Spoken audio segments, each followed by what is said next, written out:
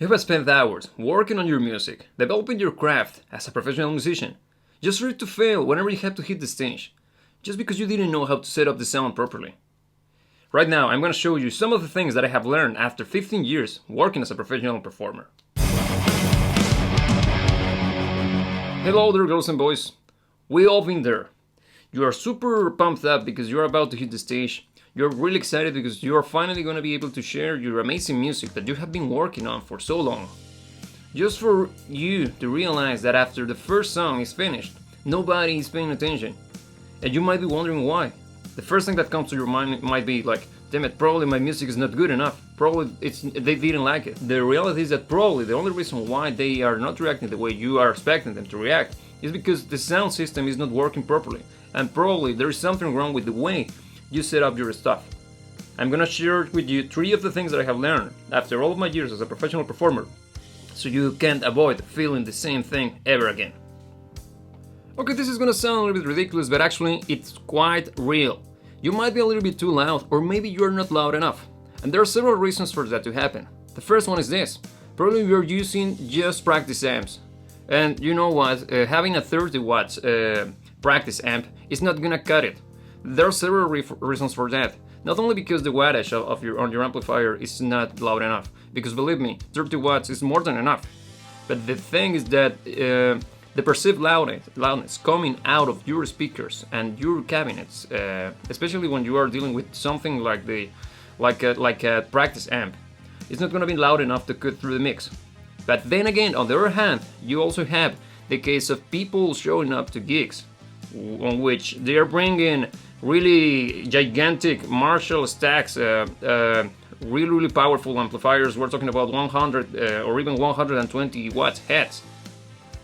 I know that we're rock and rollers, and I know that it's super important for us to be loud as loud as possible. That's one of the cornerstones of what makes rock and roll great.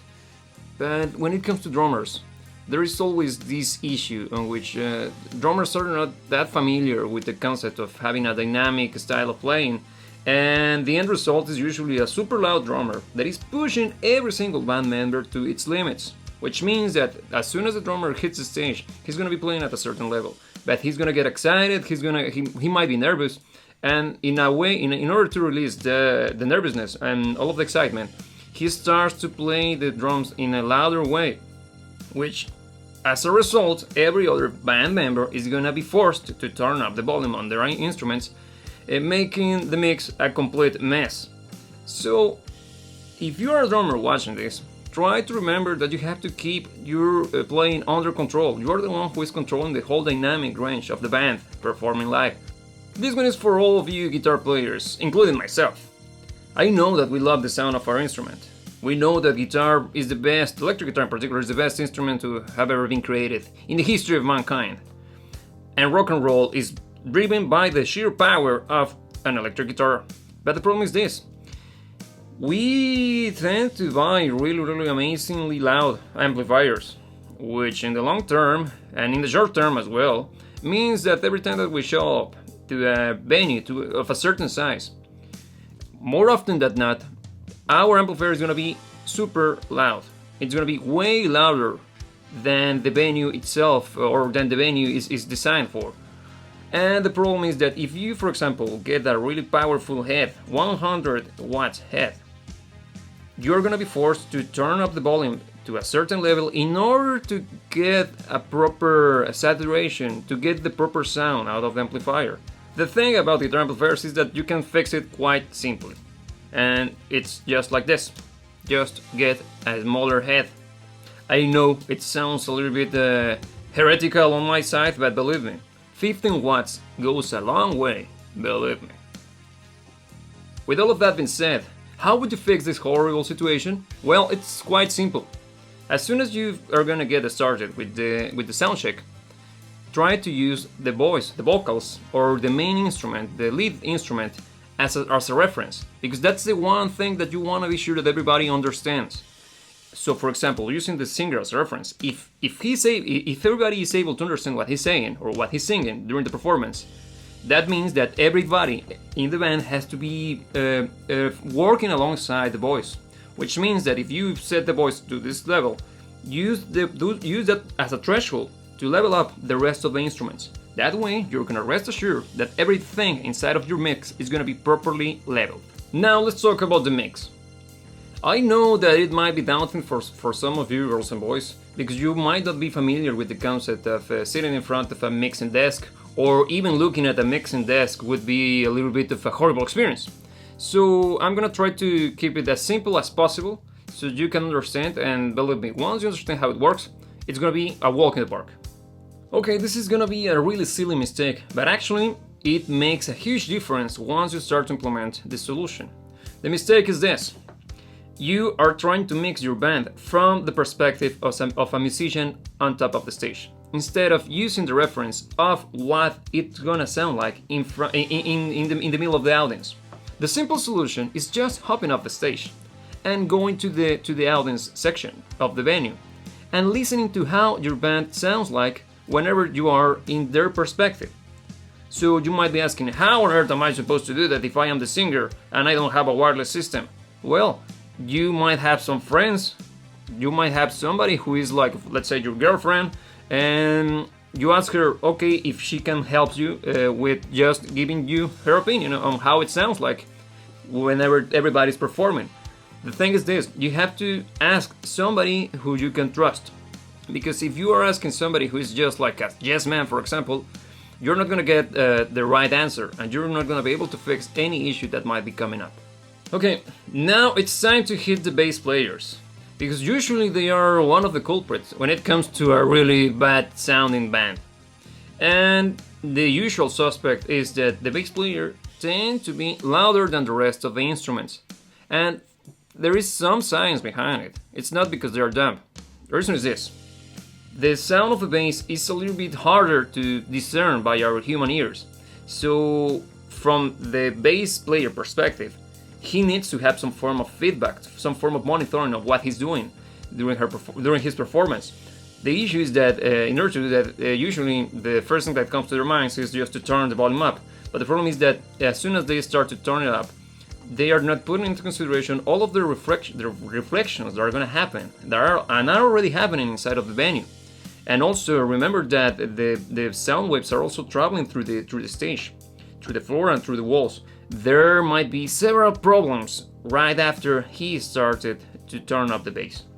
So how do you deal with that? It's quite common for modern bass amplifiers to have a direct output. So try to use that and send it straight to the mixing desk, or if you have the means, get yourself a self-powered speaker and use the direct out of your bass amplifier and use it as a monitor. Now let's talk about the drums once again. To be specific, the kick drum. The kick drum is basically speaking what is driving the groove of the song. And the problem that comes with it is that if it's not loud enough and if people can't hear it properly, everybody's gonna miss the groove, which is gonna destroy completely your performance. So how do you solve this problem? Well, the only solution is buying a proper kick microphone. They're not expensive, and actually you can get, there are several different options and they range from really cheap to, well, high-end stuff. But the cool thing about it is that it's not going to be just an investment for your live performances, because if you get a proper microphone, you can also use it for recording as well. This is a mistake that I did quite often when I was younger, and it was that I worked on the sound of my guitar by my own, without considering the rest of the instruments inside of the band. So what happened is that I ended up with something that sounded quite cool by its own, but as soon as I hit the stage with the rest of the band, or even the rehearsal room, the first thing that happened was that the guitar sound was either too harsh, and as soon as the cymbals kicked in, everybody's ears were bleeding, or it was too bassy. So in order to fix the situation, just make sure that every time that you work on any sound, and that applies not only to guitars, that applies to every single instrument inside of a professional performing act, make sure that you are thinking and considering the rest of the instruments inside of your ensemble. So what's the best solution for this mixing situation? Well, get yourself a really inexpensive and small format mixing desk and a set of microphones. Because believe me, you're gonna see the benefits and the results as soon as you get one and understand how it works and how to operate it. If you don't feel that you are good enough for it, probably you might need to hire somebody or ask one of your friends to help you with that. Because believe me, once you manage to have a proper and controlled sound, everything changes. Your music is a reflection of yourself. It's a reflection of your soul. It represents everything that you think, everything that you feel. It represents yourself in more than one way. And if every time that you perform live, the message doesn't translate properly, and people doesn't get exactly what you're trying to express through the sheer power of your music, you're missing a huge opportunity. And with opportunity, I'm not talking about making money. I'm talking about making a deep connection with people that doesn't know you, leaving a huge impact in their lives. As usual, if you like this kind of content, the best way to support this channel is by listening to our music on Apple Music or Spotify, and also following us on Facebook and Instagram. Also, subscribing to this channel helps a lot, and leaving a comment below also helps you to know how much. As every single time that I meet you, girls and boys, I gotta tell you, never let anybody tell you what to dream about. And as usual, I will see you when I see you.